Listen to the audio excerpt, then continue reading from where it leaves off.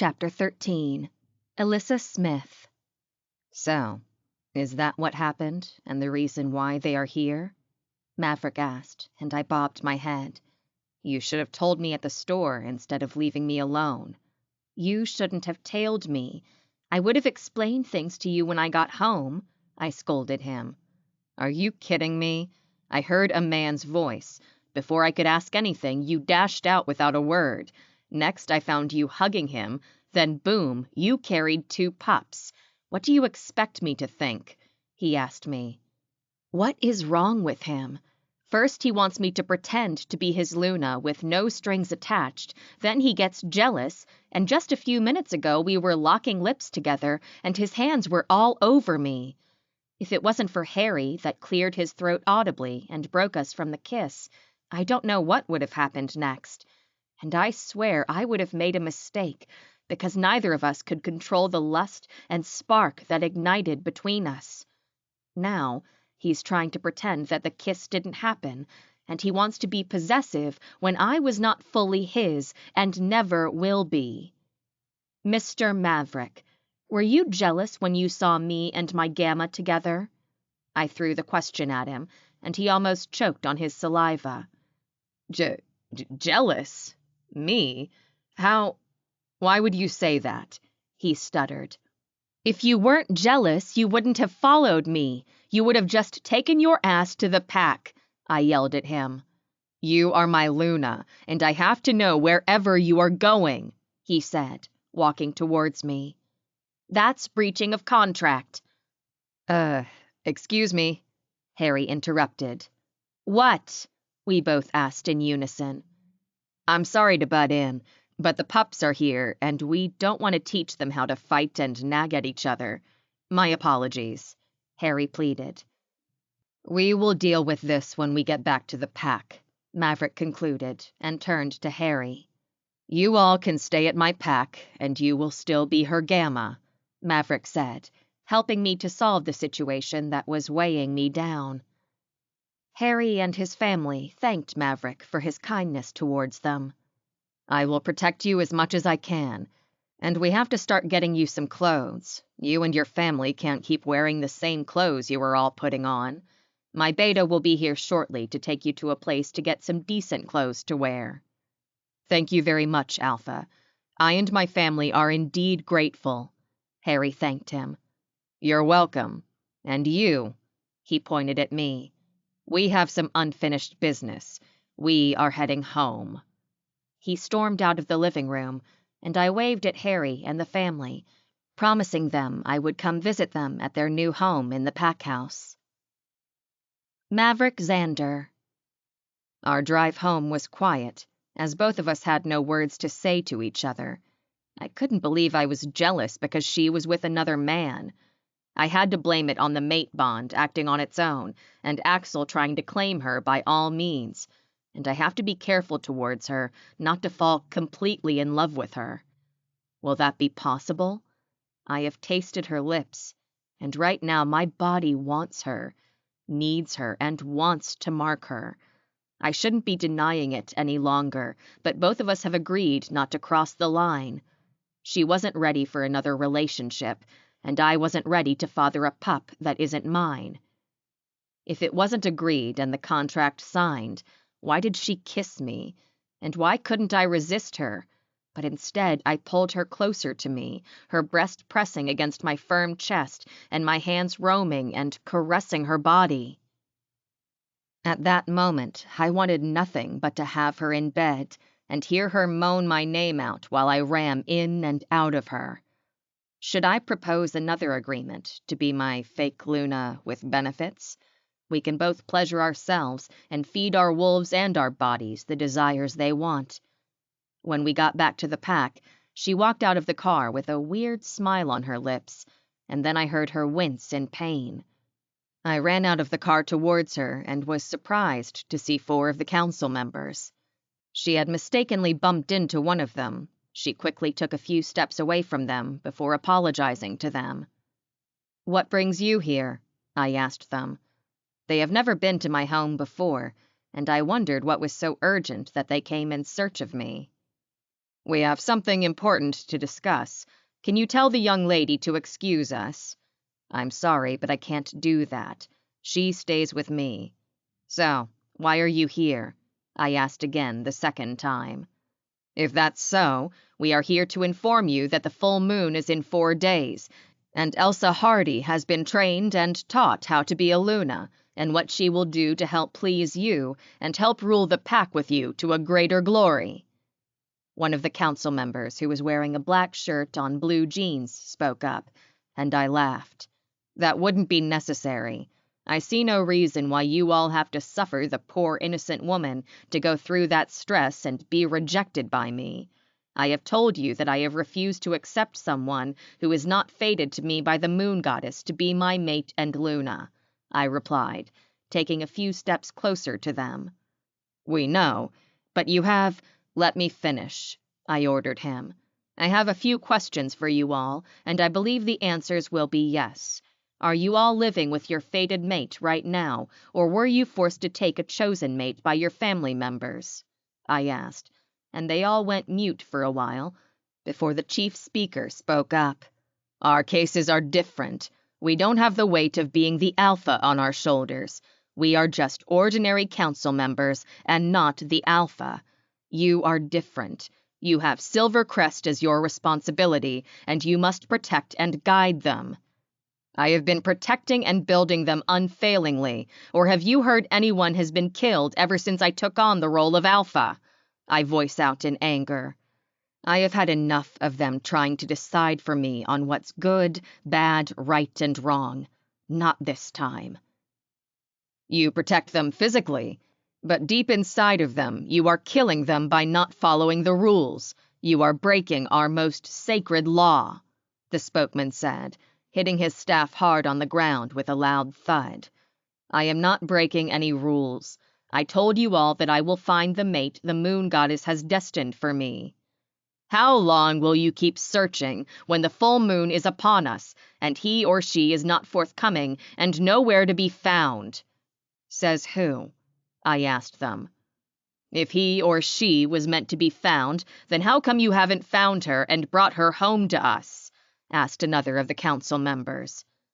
I was going to announce it when I was relaxed, but you are all too eager to know what's happening in my life. She. I pointed to Elissa, who was standing quietly without saying a word during the arguments, and it made me wonder if everything was okay with her. I need to settle this with them and take her away from here. It seems their presence was affecting her mood. We will be bonded as one tomorrow. If you will excuse us, we are exhausted, and we need our rest. Grabbing Elissa, we went in, leaving the council member to ponder on the words I told them. When we got to the living room, she snapped off my hand and turned around to face me. Mating bond! Mating bond! You didn't tell me there will be a mating bond! She yelled at the top of her voice. She was having a panic attack, which scared me. I don't know what to do or how to handle a pregnant woman who was having a panic attack. You need to calm down, Elissa, and let me explain, I said, trying to calm her down. Calm down? We are talking about sexual intercourse, during which you'd mark me, and you expect me to calm down. Was this your plan all along, to trick me into being trapped with you with nowhere to escape? I want to cancel the contract. I want out of this contract, she said, pacing around the living room. Every word I was saying wasn't entering, as she kept talking to herself and increasing her pace. I walked up to her, placed my hands on her shoulders, and I yelled at her, and that seemed to calm down a little. Good, I'm glad I can get your attention. I'm not going to have sex with you or mark you. I have it planned out. Tomorrow night, we will pretend we are having sex, and a friend of mine will be right here in the room to help draw a fake mark on your neck. I'm not going to touch you against your will, unless you want me to, I said solemnly. I further broke down how tomorrow's event will be displayed, and I felt her shoulders relaxing. Thanks, she muttered. I promised I won't breach the contract. I'm going to make sure I don't do it. I need you as much as you need me. You should rest. Tomorrow will be a busy day for us," I opened up to her. She bade her farewells and was about to leave when I called out to her. "If it's not breaching the contract, at some point, we have to kiss to make them believe that we are mated, right?" I asked her, and she nodded. "I need your words, Elissa." "I know about that, and when that time comes I will accept your invitation. And besides, you're not a bad kisser," she said, hastening her steps to her room. I placed my hands on my chest, where I felt my heart skip a beat. I plan on keeping her here forever, right beside me. I heard a knock on the door, and Lorenzo walked in. "Report on the task you assigned to me, Alpha. Luna's friend and his family are settled, and I ordered some food to be brought to them, and as for the clothes, we were able to get them some." When he was done delivering the role as a beta, he switched into being my friend. "Have you made your decisions?" he asked me, and I made a sign informing him that she was inside and could hear us. I suggested to him that it was better to decide on the office. "So, what's your decision?" he asked the moment we were inside the office. "I have decided to keep her with me. I am not talking about the contract. I am being real. She is my mate, after all," I reminded him. "And the pup? I don't know yet. I want to see how things work out between us during these 3 months. Enzo, I am staking a bet here, and I hope I don't end up losing." I brought out a cigarette from the box. "You have to think thoroughly about this. No mother would want to be separated from their kids." "I know. I will try and work things out. So, about the artist tomorrow?" I asked him. "Everything is planned out. When everyone is at the party, he will be inside your room waiting for you guys. I hope everything works out perfectly. Hey, I need to go. My bestie is getting hooked tomorrow." Bidding his goodbyes, I was left alone to ponder if I was making the right choice or not. Can I really grow into loving her pup? I can love her. The only thing causing hindrance is the pregnancy. If she was given to me by the moon goddess with the pregnancy, does she want me to take responsibility for her and the pup? I don't want to mess things up, and I don't want to lose her, too. Moon goddess, please help me, I prayed. Chapter 14. I stood in front of the mirror, staring up at my image. I was dressed in a white gown, and Maverick got a makeup artist to help touch my face. I looked like a model or an actress. I kept staring at myself, and couldn't explain if I was seeing myself or someone else. I always wondered what my wedding would look like, when I'll wear a white gown and my husband will be waiting for me at the altar. I had never experienced it, nor have I ever believed I would experience one until I got to the Silver Crest pack and was informed that that's how they do their mating ceremony. Part of me felt glad that the moon goddess granted me a wish, even though it's fake and not real. Everyone is busy today. When the news of the mating ceremony was announced by Maverick and the time and date set, not a single of his pack members were idle, and it made me feel bad that they were busy working their asses off for something that wasn't real. I heard a knock on the door and quickly adjusted myself, wiping the tears that fell from my eyes when I was thinking. With my command, Harry walked in with a smile on his face. "You look beautiful, Luna. I was told to walk you down the aisle. Glad I can do this for you, Luna," he said, bringing out his hand. I smiled and joined my hand with his. "How are you feeling?" he asked, and I sighed. Scared, excited, and worried. I have multiple feelings right now, and I don't know how to place exactly what I'm feeling, I answered sincerely. He stopped and turned around to look at me. "You will be fine, Luna. I know this is not what we have always been doing in our pack, but this is a new feeling, and Alpha Maverick is a nice person. I already did my research. You will be okay with him. Take the vows. and you will be happy with him forever." I bobbed my head in agreement, and we started walking again. Harry leaned closer to my ear to whisper something to me. "If you want to fall, you can, and I promise to catch you before you hit the ground," he said, and I chuckled. I felt my tense bones relaxing a bit, and everything was returning to normal. "Thank you very much," I whispered to him. We drove to the big hall together. When we came down, there was a red carpet that we were meant to walk on. With our hands linked, we walked on the carpet into the hall. The hall was magnificent and beautifully designed. I was so awe-stricken that I couldn't help but let my mouth drop open as I kept looking at the hall as Harry kept guiding me. The chandelier with silver dangling on the rooftop with different colors of light made it more beautiful.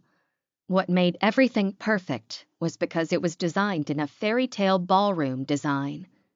I wanted this, and I loved the fairy tale setting of the ballroom. When I was a kid and I watched the Cinderella cartoon, I have always wanted to have something uncommon like this, but I never got the opportunity until now. "Luna, heads down. Everyone is staring at you," I heard Harry's voice through the mind link, and I adjusted myself and looked forward. I saw Maverick standing in front of the altar, dressed in a dark green suit. Smiling happily at me, I took in a deep breath and released it. I surely hope I wasn't making a mistake. Harry released my hand, and Maverick took over, taking me along with him to where the spokesman of the Elders' Council was standing. The hall went quiet, and the spokesman began the rites, saying the vows and connecting our souls together to become one. I felt the sudden rush of Maverick's feelings engulfing me, his strength, his warmth flowing through me, and I felt hot. I felt my legs getting weak, and I feared I might lose my balance, but Maverick quickly pulled me closer to him. "This will pass. Calm down and don't fight the flow. Allow it to flow through you," I heard Maverick's voice in my head. "How?" "We are bonding. He is uniting our mate bond and our soul together," he answered me. "We haven't had sex yet, so what's happening? Why am I feeling you?" I asked him, confused about everything that was going on. "We are different from every pack. We unite like this, then seal everything when we are mating. Then my strength will be yours, your pain will be my pain, and so on. This is just the welcoming gift to our mating bond," he responded. I felt another wave gushing through my body, and I moaned in excitement. Whatever the elderly man was doing, it only was driving me crazy and horny. It was making me go on heat, terribly sweet, painful heat. I felt some liquid dripping down my panties, and soon an excruciating pain stabbed through me. My body was on fire, and my body begging to be touched by my mate. Leia was restless, and I could hear her howling in my head. Whatever the elder was doing was messing with us and making our heat worse than normal. I moaned again the third time, this time directly into Maverick's ear, and I felt him stiffen. My breathing was ragged, like if it wasn't for everyone present, Goddess knows I would be tearing at his clothes. "Make him stop, please." My voice broke in a frustrated sob. In the end, this was erotic torture for me. Whatever he was chanting was the cause of my misery. I was perfect when I walked in, and the next I became a drooling, panting, moaning, needy bitch in heat. My hormones weren't exactly helping. They were damn too excited to want to even reduce the sexual tension, and Maverick hugging me like this. Soon I know I will go insane. My claws started digging deep into Maverick's arms. I could see him trying his best to suppress the heat, but it was way stronger than him. Still, in pain, he was trying to comfort me and making sure I was okay. Soon, we heard the congregations clapping. I could no longer feel the pain, but the heat wave was still there, and I needed to have him in me. "We'll allow the Alpha and our new Luna to conclude the final rites before pronouncing them as the rulers of our pack," the spokesman said. Maverick and I were escorted to our car, and we drove to our home. Forgetting about the artist that was going to be in the room, I threw myself at him, not being able to control the heat any longer. It was like the more I tried to fight it, the more severely horny I became. Our lips locked together, and our tongues fighting for dominance. My hands started tearing at his shirt. I just wanted to get rid of the obstacles between us, and his shirt and my gown were all that was in the way of our pleasure. When I could feel his bare chest touching my clothed body, I quickly turned to my gown, trying to rip it off, when Maverick pulled me away from him. "Calm down, Elissa. I know you don't want this, and it's the heat. We could try another method," he said, putting a distance between us. "No, I want this. I can't seem to control myself, and this heat is driving me insane," I replied to him, trying to close the gap between us, but he kept taking steps to separate us. "Trust me, I'm dying here, but I don't want us to make a mistake that we'll both regret in the morning. I have a solution." "Whatever solution, please throw it at me and make this stop. Please," I pleaded, and soon he ran to the other room and was back with a drug box. He brought out a tablet pack which was boldly written on it, "Heat Suppressants," handing me 2 tablets and a glass of water. I quickly took them and rested on the bed, waiting for the drugs to kick in. A few minutes later, I felt my body returning to the normal temperature and the heat slowly subsiding. "Are you okay?" he asked me, and I nodded. "I'm fine. What the fuck did he do to me?" I sat up in a normal sitting position, facing him. "He awakened your heat and doubled it, making it impossible for you and your wolf to control the heat crushing through you. I knew he was going to do it, so I had these drugs ready," he explained in detail to me. "What if it didn't work?" I asked him. "I was ready to fill you up with the drugs till, at some point, they'd finally kick in," he answered, and I laughed. "You are silly and crazy," I muttered. We heard a knock on the door. Maverick went to open it, and the artist walked in. "Congratulations, Alpha and Luna Xander." The artist smiled at us. "Thank you, Joe. We don't have much time. Let's begin," Maverick instructed him, with a slight bob of his head. He opened his huge box and brought out his equipment. He began drawing the mark on my neck to indicate Maverick marking me to seal the deal, and he drew the same thing on his neck. When everything was done, we went back to the ballroom, and seeing the red marks on our necks, they all screamed in excitement. The concluding rite was made, making us the Alpha and Luna of the pack. Maverick. The mating ceremony was exactly how I planned it to be. Thanks to Lorenzo, we got everything prepared. I had to take 4 of the suppressant pills to help me. Still, whatever he was saying was too damn strong for me to handle. I had to be strong, for her and me. Every moment that passed was pure torture to us. Soon, everything came to an end. We were both alone in the room, and I could no longer control my laughter as I watched her struggle to pull the zipper of her gown carefully without ruining the gown. "What's amusing you?" she asked, walking towards me and turning her back for me to help. "Nothing.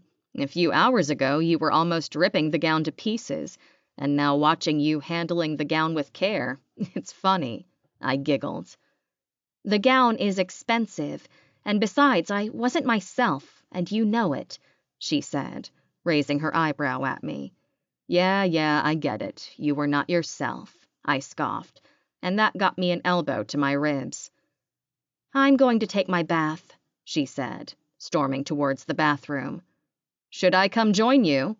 I yelled after her. "Fuck you," she yelled back, and I scoffed. There was something special about her that brought inner peace to me.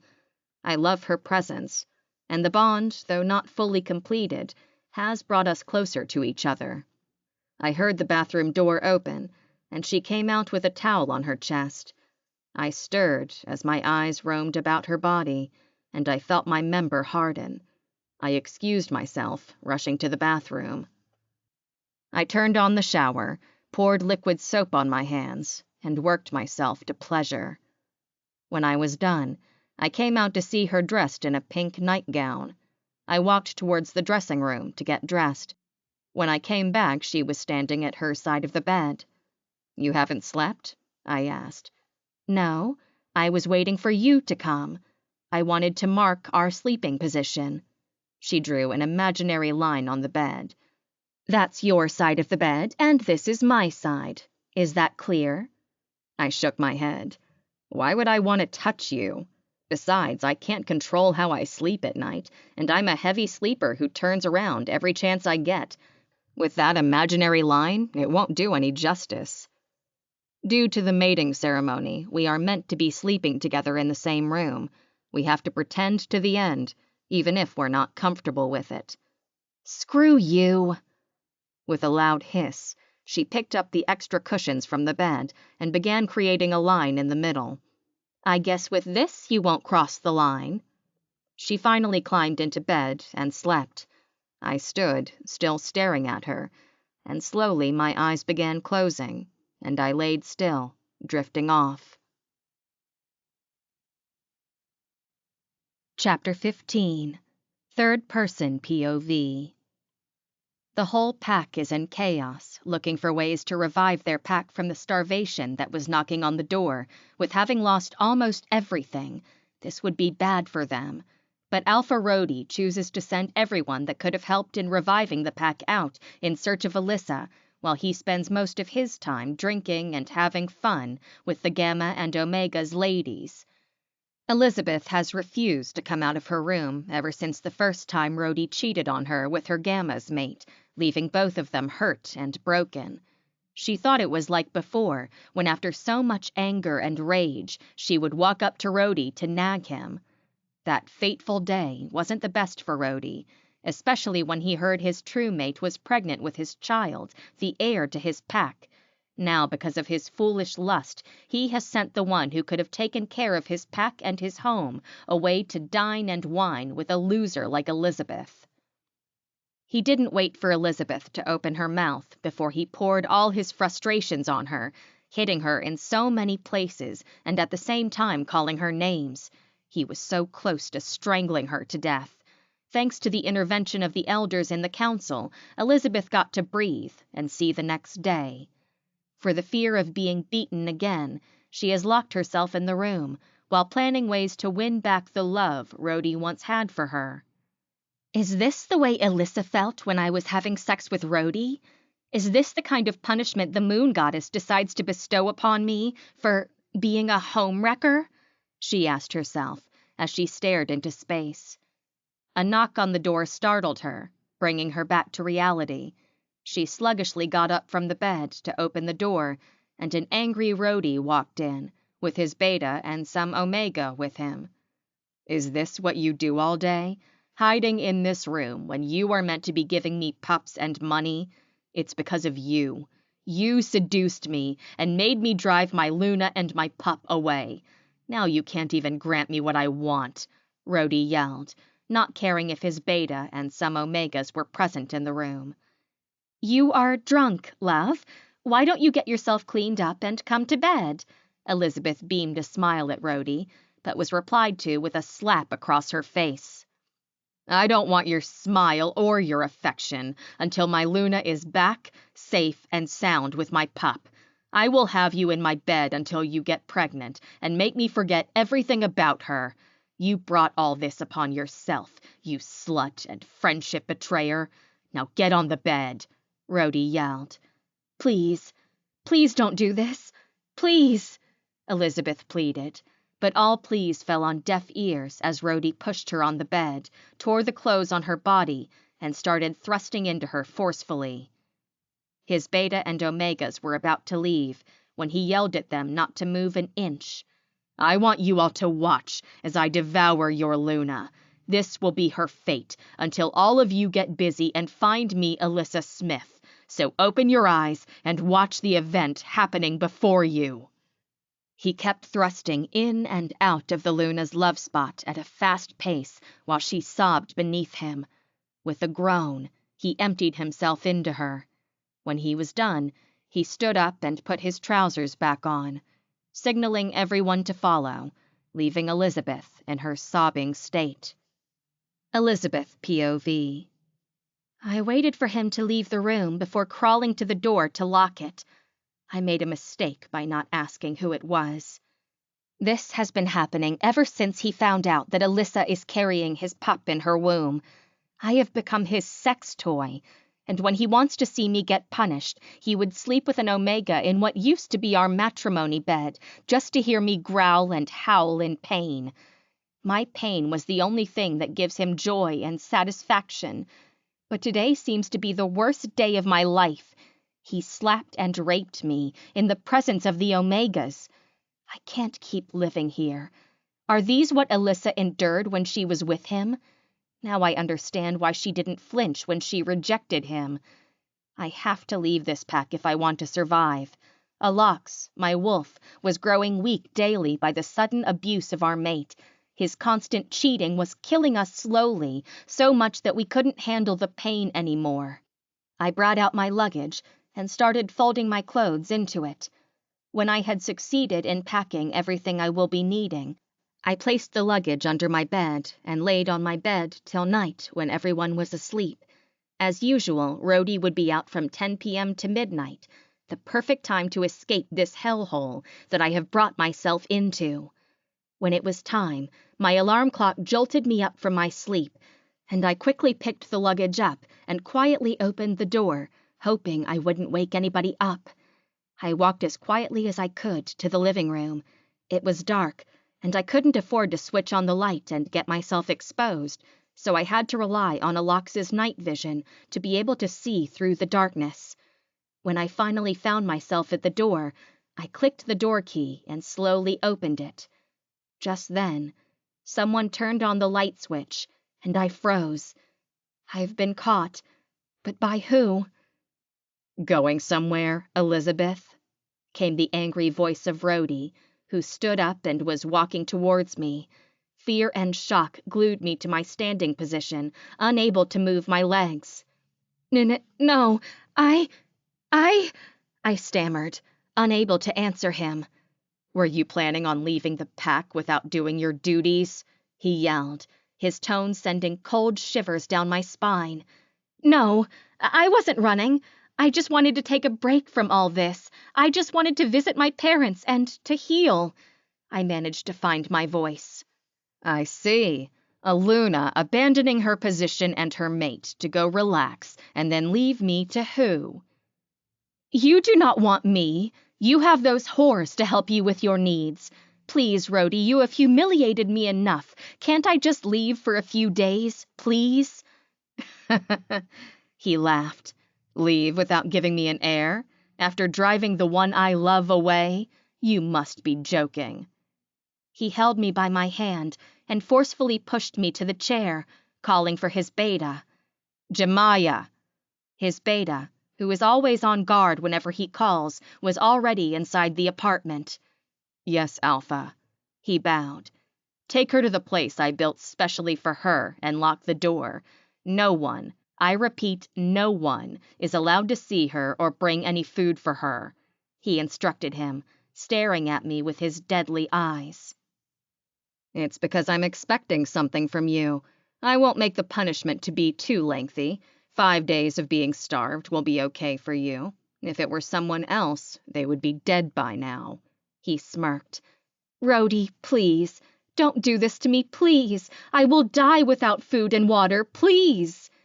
I went on my knees, begging him. "You should have considered it before trying to escape. Take her away," he ordered.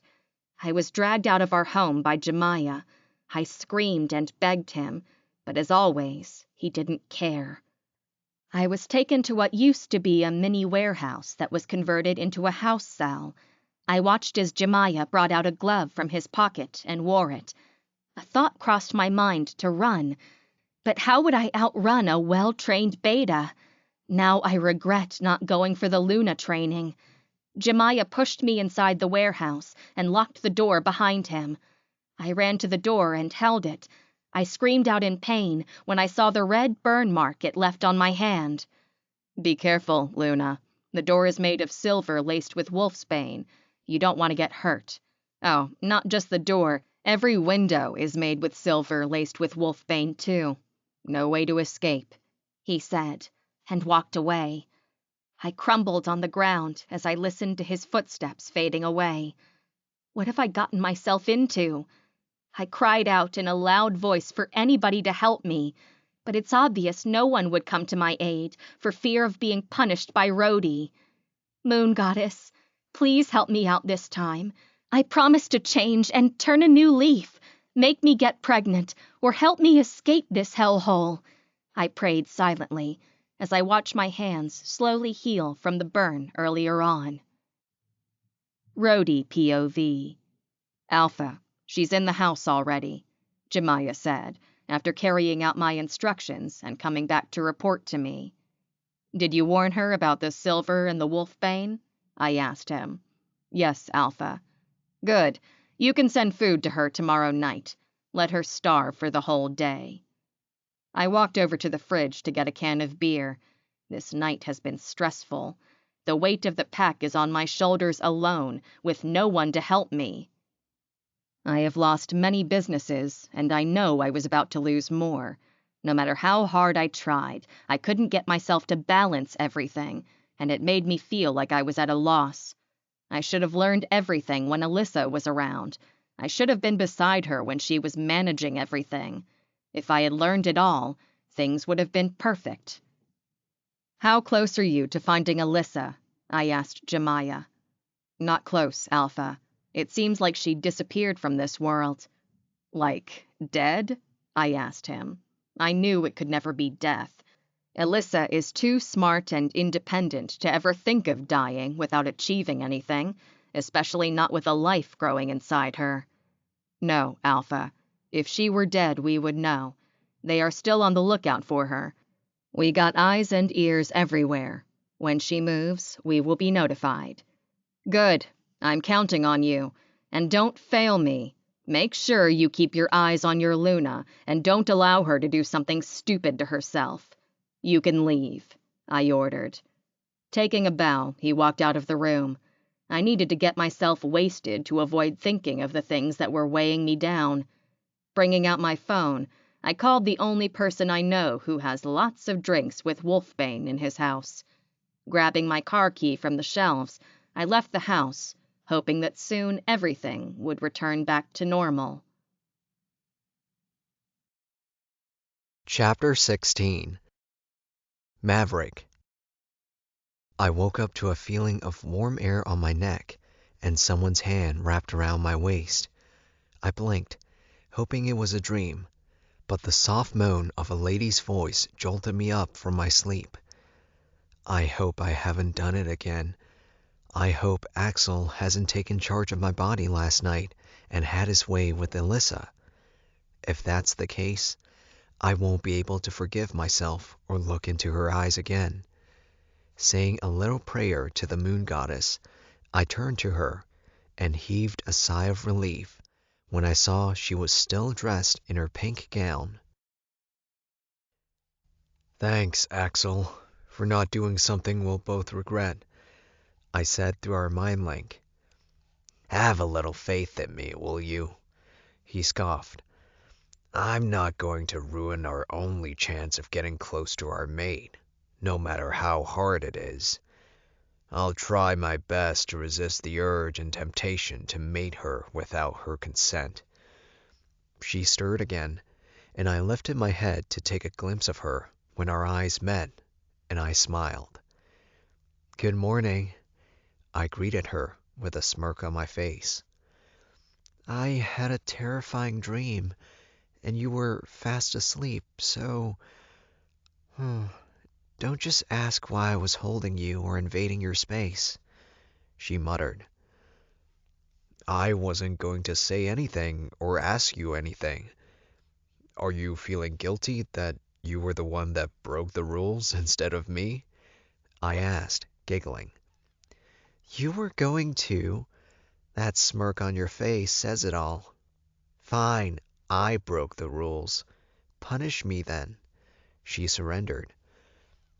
Thanks for admitting that you broke the rules. So what will be your punishment? I asked, eyeing her, my hands on my jaw as I thought hard. Don't give me a difficult task, she warned. I smiled, leaning closer to her. It's up to me, especially when you were the one that made the rules. So what should your punishment be like? It seems difficult picking one for you, I said, adjusting myself properly on the bed. Just do anything. I am available for any punishment you give to me.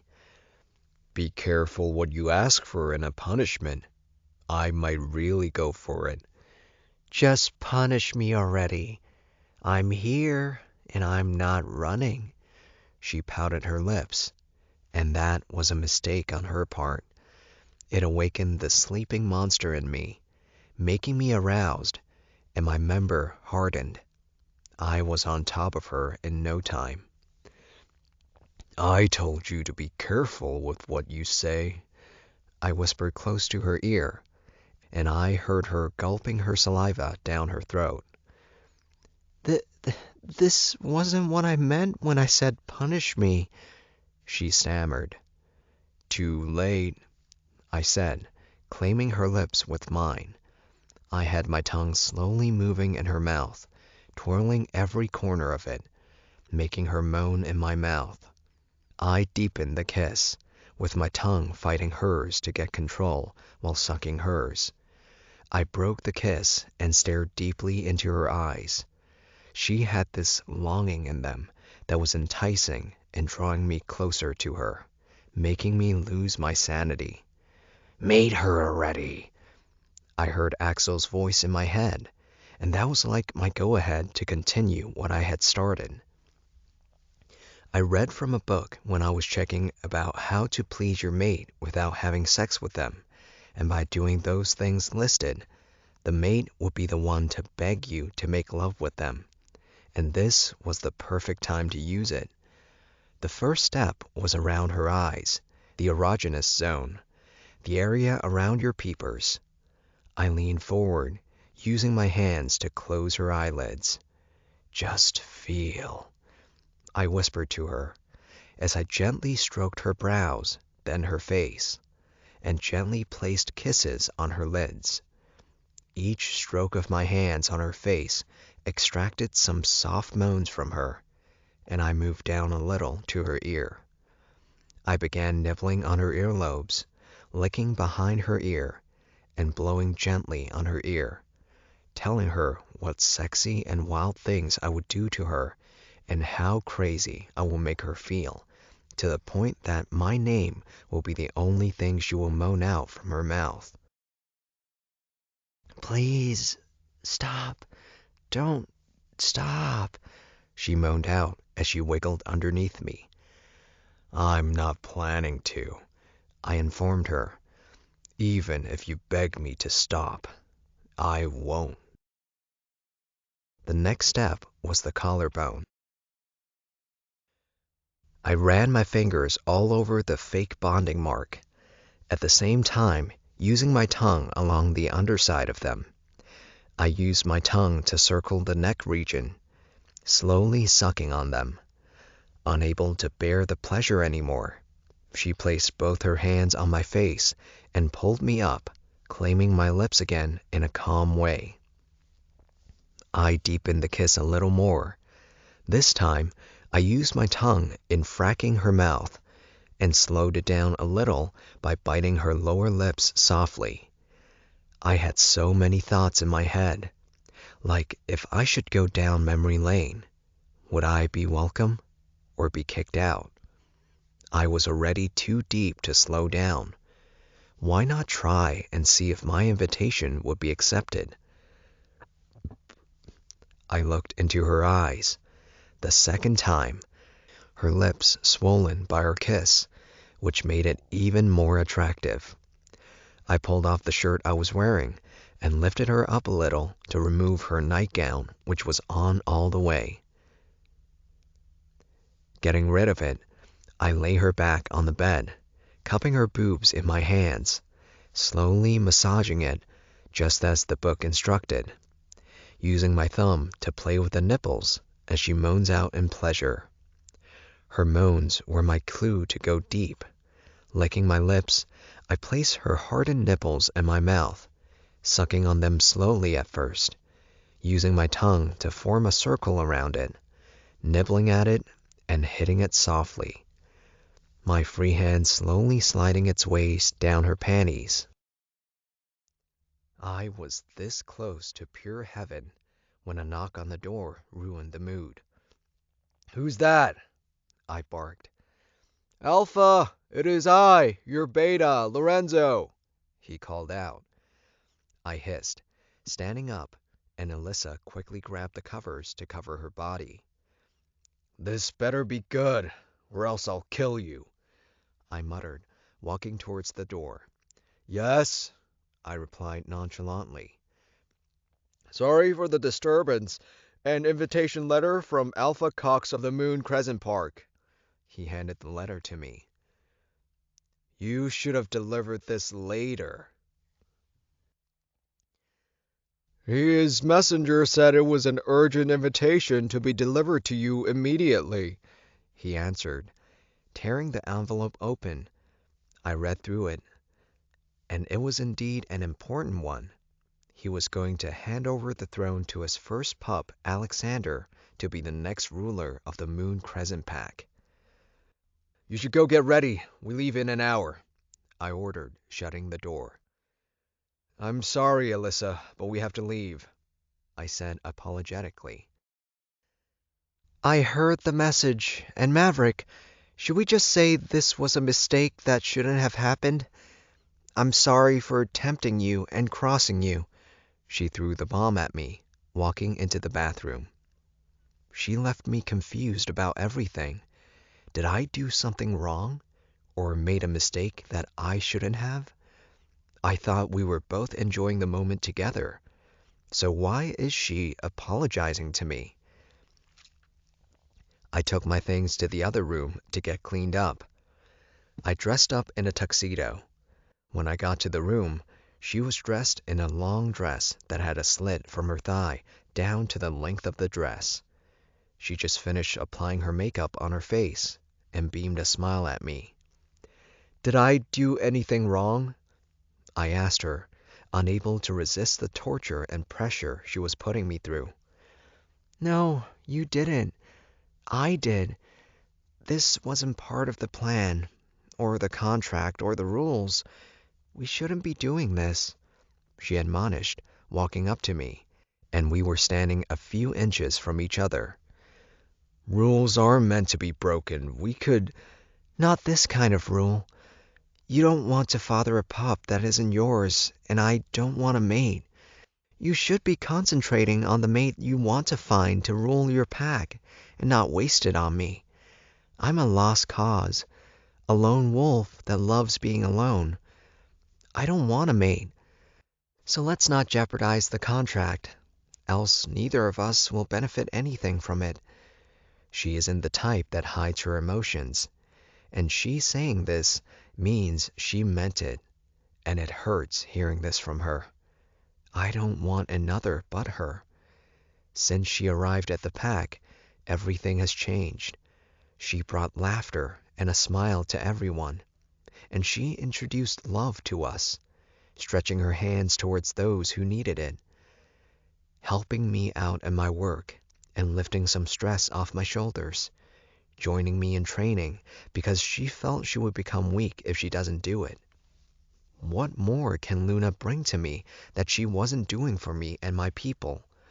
How do I tell her that I want her and that I will find a way to love her pup as mine? Each step I took forward to meet her, she kept taking more steps backwards, creating a huge gap between us that I don't know if I could fill up. "Elissa, can we talk about this? I begged her. We can't. We'll be late for the party, and we don't want to keep your bosom friend waiting, do we? She smiled, walking out of the room. Elissa. I wanted him more than he could fathom, but the only thing stopping me from grabbing this golden opportunity was the fact that I hate getting hurt. Yes, I won't deny the fact that he makes me happy. Our little nibbling at each other is awesome, making our bond stronger. He welcomed me in, and so did his pack members. It felt like the home I always prayed for. But it isn't. It's all fake. One day it will end, and I'll have to leave. Once he finds his mate that the crown fits, I'll be his past tense. The thought of him smiling at another woman, kissing her the way he usually kissed me, hurts a lot. I hate to say this. I was slowly falling for him. I was warned by Leia, but I couldn't control my fragile heart, especially with the way he adores me and makes me feel complete. He was far different and better than Roddy. I'm his top priority before anything else. Do you want to call it quits, Elissa? We can leave and run far away from here. We don't want to get hurt again. And remember, I told you that I would rather leave than watch you go through an emotional breakdown again. Leia's voice came through. I know, Leia. I know. But what if this time is different? What if this time I am the one actually holding us back? What if he likes me and wants to build a home with me? I asked her, walking towards the bathroom mirror to look at my reflection. I'm still a pretty girl in my mid-20s, so what's not here for him to like? It's just an assumption, Lissa. It's all in your head. If he wanted us, why isn't he saying he loves us and wants us? What if he is scared that I would reject him, and that's why he's hiding it? It's all what ifs. No one is, yes, he loves me and wants to build a home with me. It's all assumptions and not real. Don't do this to us, Lissa. Get your head into the game and control that weak heart of yours. Until we have confirmation that he loves us and wants us, no assumptions. Get dressed. We don't want to be late. And make sure you call Harry to come with us. We need a familiar face with us, Leia said and blocked the mind link. Typical Leia. Always in a haste to end our conversations, especially when it's leading nowhere. I stood under the shower as I allowed the cold water to run through my body. What if Leia was right, and it's all in my assumptions? I would end up getting hurt again. Not ever again in this life. I'll never let it happen. I took the towel, dried my body, and tied it around my chest. Looking at my reflection again in the mirror, I smiled at my image. Get yourself together, girl. We ain't playing the victim card again. Adjusting myself properly, I walked out of the bathroom to quickly get dressed before he walked in. His looks when he speaks says one thing, and his mouth says another thing entirely. I was confused. I don't know whether to believe his eyes or his mouth. I walked out of the room, leaving him to tag along. Lorenzo and Hardy were both waiting for us in the car, and when we got in, they drove off. The drive to the Moon Crescent Pack was a quiet one, and also the longest drive of my entire life. When we got there, we pretended to be in love and happy with the world, that we were the best couple one could ever think of. My hand in his as we walked down the red carpet to the hall. We saw a man walking towards us with a bright smile and a woman beside him. That's Alpha Cox and his Luna, Diane. Maverick whispered into my ear, his breath sending cold shivers down my spine, and it reminded me of what transpired between us before we were interrupted by Lorenzo. I swallowed hard, unable to control the heat that was building inside me, and I could swear my face was all red. "Breathe in and breathe out. It's just his voice and nothing else," I said repeatedly in my head. Maverick Xander, look at you, all big and bold.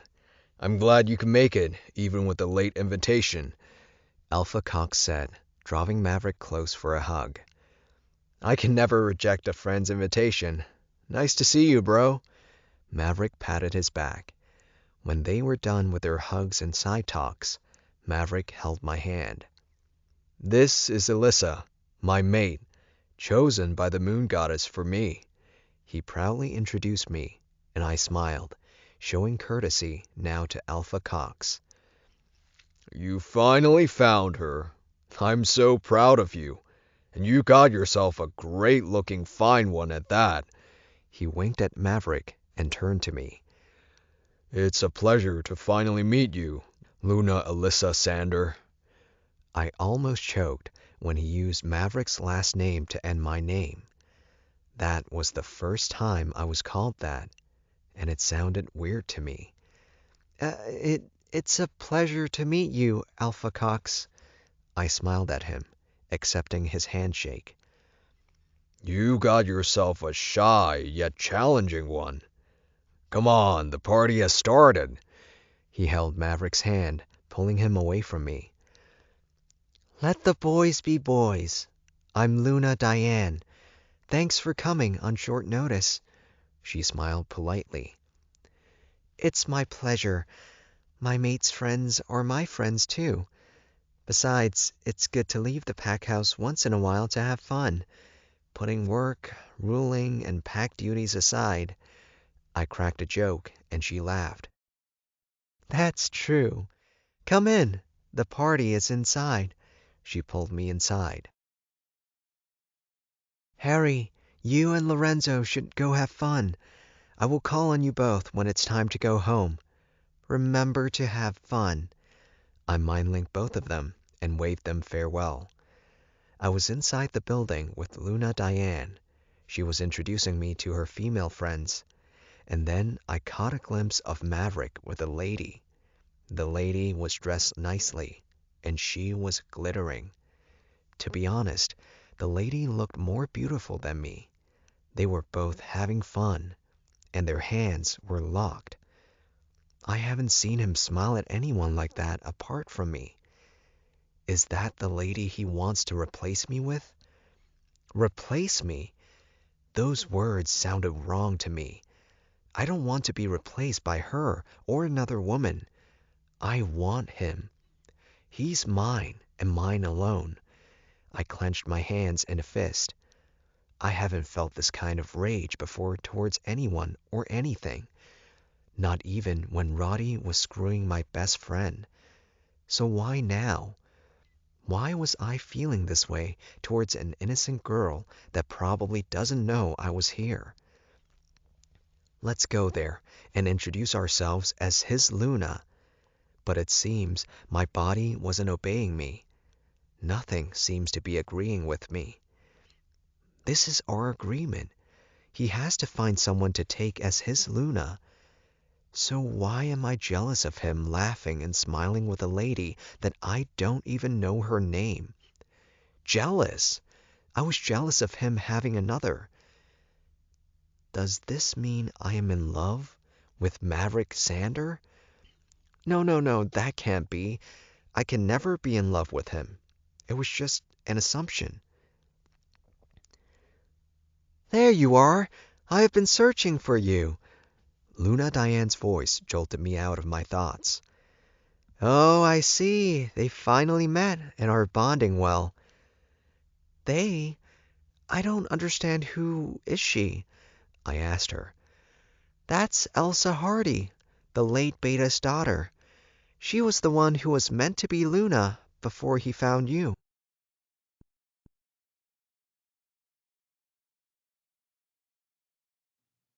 Chapter 17. Elissa. That's Elsa Hardy, the late Beta's daughter. She was the one who was supposed to be his Luna before he found you, she said with a smile on her face. Wow, I see.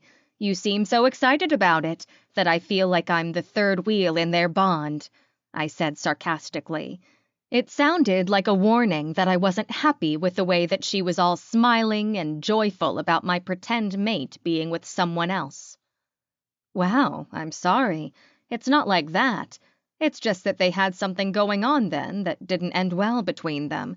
So seeing them smiling at each other once again is blissful to me, and I guess to everyone that knows them before now, she corrected, trying to make an excuse for her happiness, which only got me more confused. Mind explaining what history they had before? Were the both of them an item back then? I asked her, hoping that her answer would be a no and not a yes. No, they weren't, she answered, and I smiled. So, what was the history? Since they weren't an item back then, I got curious about what they were. Back then, they used to be friends when they were growing up. Every time her dad was going to see the late Alpha, little Elsa would always go with his father just to see Alpha Maverick. They were both inseparable, and people thought that they would be mates, but I guess it didn't last long. She took a sip from her wine before continuing with the story. When their dads went to fight some rogue wolves that were threatening to take over their pack, they both lost their lives in the battle. During that period, grieved and angry Elsa blamed Maverick for the death of her father. It affected both their mental healths to the point that he started losing it. He had to be separated from the pains of the pack, the memories, and Elsa, with her constant reminder that he would have been with her father fighting those rogue wolves and not staying at home. We heard laughter coming from their direction, and we saw Alpha Paws hugging Elsa as they both laughed, clinking their glasses. So, what happened? I asked her, drawing her attention from them. I needed something to calm my nerves and erase the jealous pang that was building inside of me. So, Alpha Maverick moved to Korea for his studies while his mother took care of the pack. He came back when he was 22, when he heard his mother took her own life, unable to bear the pain of losing her husband and the loneliness that accompanied it. She tried, though. Half of her was already gone. She only strived to survive to the point where she knew her son could take care of the pack. When he came back, he was welcomed with lots of workloads that he didn't have any time to care about flings or friends, and by then he wanted nobody else but just his Luna. Every female was nothing but an enemy to him. He didn't smile to any female or have anyone in his bed. Truth be told, I heard that most females were scared of him, and the way his eyes were cold red when they approached him. They knew you were his fated mate when for the first time they saw him smile. So, seeing him smile today towards her is overwhelming to us all. You have changed him a lot without his knowledge. She smiled at me, tapping my shoulders. Come, we should go say hi to her, she said, leading the way, but I pulled her back. One last question. Are you saying that Maverick Xander is a virgin? Yeah, a full-blooded virgin until you broke it. Don't let him find out I told you anything about it. She winked at me before walking towards them. I felt bad for both of them, and at the same time happy that it was just mere friendship and nothing serious happened between them. The part about Maverick being a virgin was the only thing that got me surprised. With the way he acted before we came here, the way he kissed and pleased me, one would have guessed that he was an expert in that area. Maybe he did it when he was in schooling in Korea? No, not possible. If he did it then, it would have been easier for him to continue here. I heard my name, and that brought me out of my thoughts as I saw Luna Diane waving at me to come forward. I adjusted myself before walking towards them. Maverick Xander. I have been pulled away from Elissa, all thanks to Cox. I knew she was with his mate, but notwithstanding, this is our first outing as mates, and I wanted to show her to everyone, even though I knew it's fake. I scanned around the room, hoping to find her, but all to no avail until I felt a tap on my shoulder. Thinking it was her, I turned around with a smile on my face, only to find someone I thought I was never going to see again standing in front of me, and the smile faded. She's the reason I almost lost my sanity and my life, due to her constant reminder that I was a failure and never meant to be born. I almost went feral. "Hey, Rick." She called me by the nickname I was fond of when we were younger. She was the only one allowed to call me that, and I was always waiting patiently for her. Whenever I saw her walking in with her dad, I'd run to her and snatch her from her dad. We always played till her dad calls her for them to leave, but sometimes she slept over at our house. She was like a sister I never had, and a playmate I never wanted to be separated from. "Hey, Elsa, how are you doing?" I asked her, trying to start a conversation because it felt weird and awkward between us. "I'm okay, and I'm glad you are too. Congratulations on finding your mate, and I'm sorry for not making it to your mating ceremony. I thought you wouldn't want me to be there," she said, folding her hands. "It would have been great if you were there, Elsa. I have forgiven you the moment I left this pack then. You shouldn't have hidden yourself from me when I came back. I'm also at fault, though. I should have looked for you, but I was buried with work, and then the Council of Elders was on my neck. Here I'm making silly excuses. I'm sorry." I apologized to her. "You shouldn't be the one to apologize. I'm the offender here, so I should apologize. I caused you so much pain. I didn't want to accept that my dad was dead, so I needed to transfer the pain and hurt I was feeling inside to someone else. And you were there, with your hands wide open to receive me, to console me even when you lost your dad too. You wanted me to be happy before your own happiness, and that got me angry, and I lashed out at you. I should have stopped when I realized that it was eating you up, but I didn't. I'm sorry." She bent her head to apologize to me. I knew she was crying. She was fond of bending her head to hide her face every time she wanted to cry. Old habits never die, the wise people normally say. "Are you crying?" I teased her. "No, I'm not." "Yeah, I know you are. You still love hiding your face when you cry. You really don't want to show me how ugly you are when you cry. Is that it?" I tickled her a little, which made her giggle. "Stop it! I said I wasn't crying," she chuckled. "Then what's this?" I showed her a drop of tears on my hand. "If you keep crying, you are going to ruin your makeup. Then everyone will know you were never pretty, just some ugly duckling wearing a pretty mask." I hate you. Hope you know that. When will you stop teasing me that I'm ugly? I have grown a lot, added more beauty. Why can't you see that instead of saying nasty things about me?" she scolded. "Let's see. I won't stop teasing you and calling you ugly until you show me that you are really pretty and beautiful, which is not possible." I laughed, and then she laughed a little. "Thank you, Rick. I thought coming to meet you would be like a death sentence, but you actually warmed my heart and reminded me what a jackass you are." "I'm glad you remember that, and I know you shall never forget it." "So, are we good now? And can we still be friends?" she asked, stretching her hand forward. "Yeah, sure, friends. I'm glad my old buddy is back." I took her hand in mine. We kept talking about our past, reminiscing about our naughty behaviors, laughing about the good old times when we would sneak out and go to the treehouse we built by ourselves and allowed our parents to turn the pack upside down looking for us. Soon Alpha Cox came to join us. They both hugged each other as we started our discussion. We heard footsteps, and Luna Diane came to meet us. "Where is Elissa?" I asked. "I thought the both of you were together." I asked her again, concerned about where she could have walked off to all by herself. "She should be behind me, We just spoke now, and oh, there she is. Luna Elissa. My eyes followed the direction of her hands and saw Elissa walking towards us. When she got to where I was, she wrapped her hand around my waist, which surprised me, and I smiled. She was really good about the pretense thing. That was a sign of my property, back off kind of warning.